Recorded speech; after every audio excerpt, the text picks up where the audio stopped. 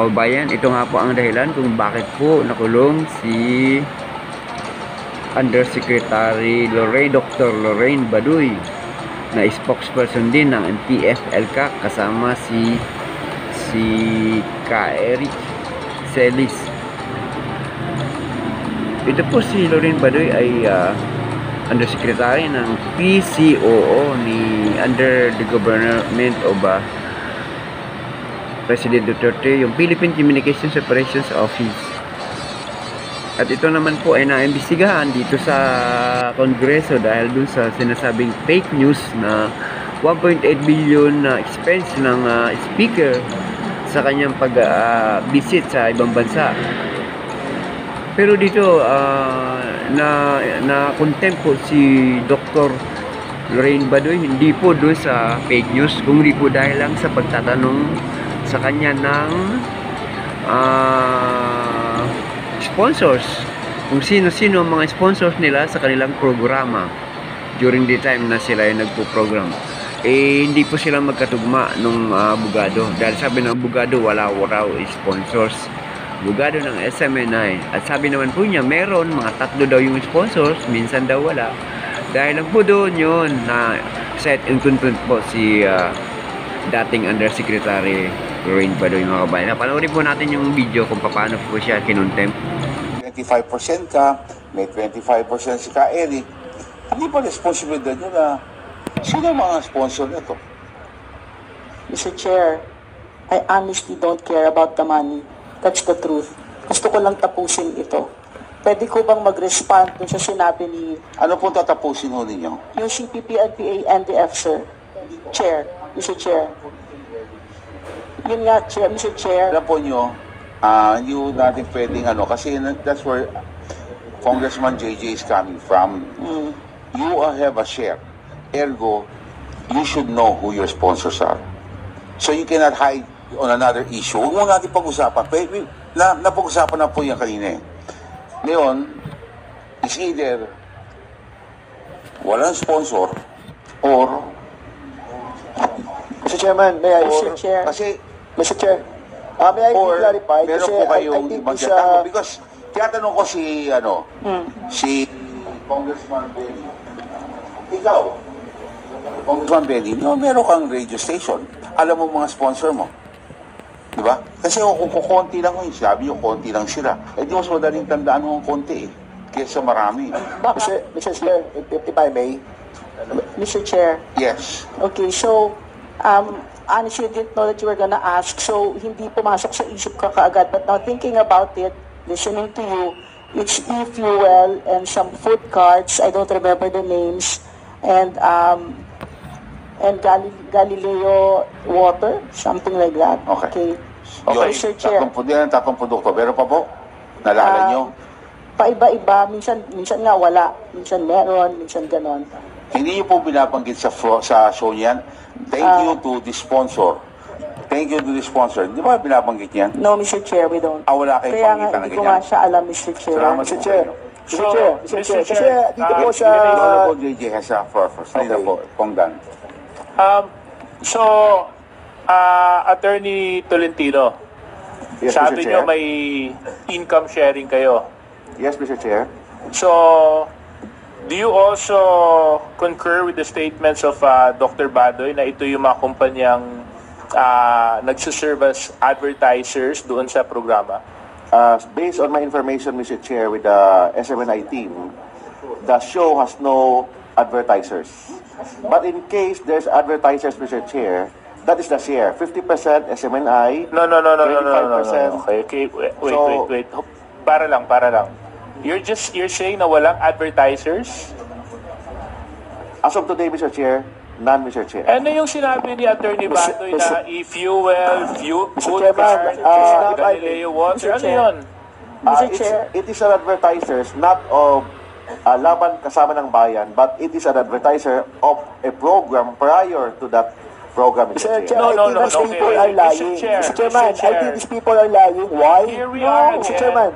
I think these Being people... confused with information and hiding of the truth. Yes. Kanina may na-contempt na tayo na isa, tapos nandito na naman tayo eh. Alam nyo, No. Mr. Chairman, dito po sa breakdown ng revenue nila, lumalabas dito na yung pong revenue nun, yung galing lamang po sa mga radio station nyo. Walang lumalabas sa revenue na nagagaling po doon sa show ninyo. And I think you are lying dahil dito po, naka-breakdown po ang revenue. Itong istasyon ang kumita ng 105 million ng 2022. Kumita ng 2021 ng 41.8. Kanina sabi ni attorney, wala daw advertisement and promotion. Dito sa advertising and promotion nyo, 12 million ang ginastos nyo ng 2022.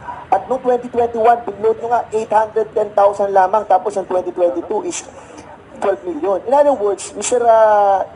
Chairman, clearly, no, nagsisinungaling kayo, Ma'am Badoy. Dahil sinasabi nyo, kumikita kayo sa pagiging co-producer, pero hindi nakalista po sa breakdown ng inyong mga revenue. So how can you explain that the one that you have submitted in this committee, hindi kasama yung revenue ninyo bilang producer? How can you explain that? May I, Mr. Chair? Yes, go Mr. ahead. Chair, Okay. Mr. Chair, can I just put this on the record? We've already cited an individual in contempt earlier for failing to provide the information that the committee requires. To SMNI right now, again, very, very, very thin ice. Both of you magkatabi kayo. Sinabi mo, abogado mo to. Kayo magkatabi, hindi pa kayo magkasundo kung ano ba talaga yung totoo. Sabi mo, may 3 nag-advertise. Sabi ng katabi mo, wala. May I? Paano namin kayo paniniwalaan? Magkatabi na nga kayo. Tapos sinabi pa ni Congressman Dan Fernandez dito, na lahat Report naman to po eh. yun. Please refrain from lying kasi we will be citing you for contempt. Kasi nakalagay po sa revenue, submitted nyo, 4 na taon kayo nagsasubmit dito. Ito, this will not lie. I can give you this. Dahil revenue na sinasabi nyo po, na andito lahat, breakdown. From income tax, from yung inyo pong mga losses, saka yung inyo pong tinatawag na mga expenses, and the revenues. So, wala akong nakita yung binabanggit nyo kanina na meron kayong kinita na dineklara nyo rin dito. In other words, you are lying. And if you are lying in this committee, aba, ewan ko. Mr. Chair, Yes. Mr. Chair, Honorable, thank you very much, Honorable Dan Fernandez. So, the Honorable Kenny, Mr. Chair, may I I respond? move to declare Madam Badoy in contempt. I second. there's a motion. Duly seconded by the Honorable Ako on the motion of the Honorable Penny Abante. Pwede po bang magsalita, Mr. Chair? Yes. The Mr. Chair. Honorable, there's a second. The chair hearing no objections. May we know from the Honorable Abante to be, let us be specific on the specific ground that you are going to cite them in contempt. 11. Section 11. Section 11. Section 11, H, you know, and, yes. Yeah, yeah. Oh. Subsection C. Section 11, contempt, refusal to answer an irrelevant inquiry.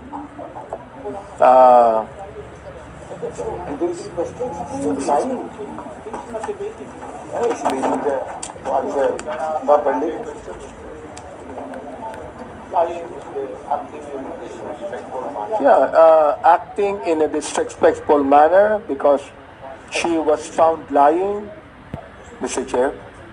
That would be my reason to declare, to make a motion to declare her in contempt. Mr. Chair, may I respond? No. Can I just finish this motion? Okay. Then I will ask you to respond. Okay, later on. thank you, Mr. Chair. Because there's a pending motion on the floor, okay? Okay. There's a motion by the Honorable Benny Abante, seconded by the Honorable Ako. The chair in objection, the motion is approved. The motion, the second motion, Yung ano ulit, yung motion to 10. order, Motion to 10. second motion.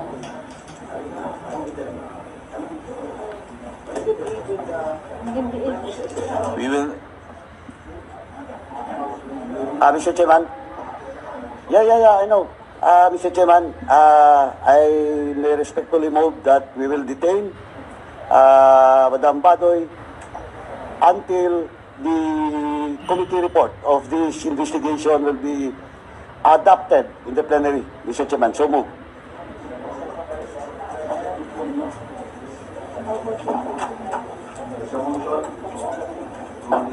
Seconded.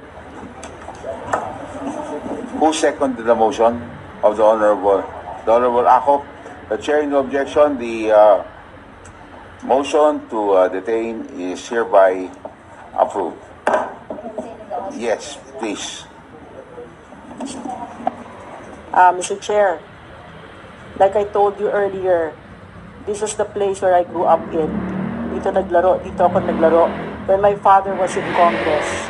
And I'm deeply saddened by what I've seen today. No, but I respect the committee because this is how I was brought up by my father, to be honorable. And to have my fullest trust pa rin in the institution, hindi natitinag yan, Mr. Chair.